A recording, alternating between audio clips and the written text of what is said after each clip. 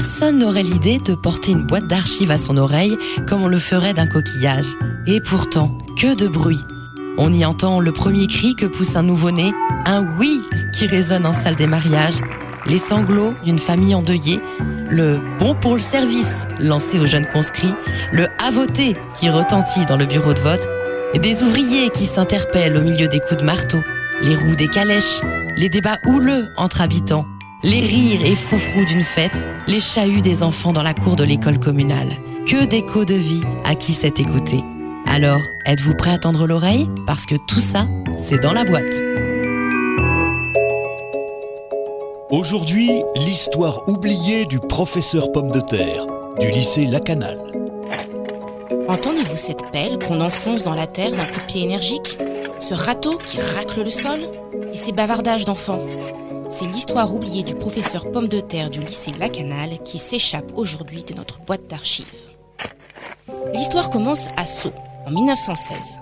La guerre a éclaté depuis plusieurs mois déjà, éloignant de leur foyer et de leurs occupations habituelles les hommes en âge de se battre. À travers tout le pays, des terrains sont en friche, faute de bras pour les cultiver. Et la ville de Sceaux ne fait pas exception. Avec un peu plus de 5500 habitants, elle est encore très peu urbanisée. Et d'habitude, on y compte encore beaucoup de jardins maraîchers.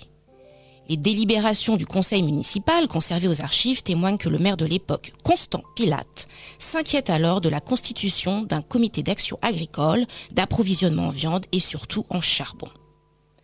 Un an auparavant, en 1915 donc, arrivait au lycée Lacanal un jeune professeur agrégé de lettres de 24 ans, Maurice Lavarenne. De santé fragile, il n'a pas été mobilisé et vient d'être nommé professeur remplaçant dans une classe de 6e, face à 48 élèves.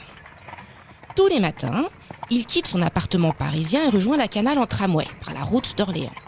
Pendant le trajet, il regarde défiler le paysage et se désole de voir tant de parcelles qui produisaient encore il y a peu des fruits et des légumes, à l'abandon suite à la mobilisation.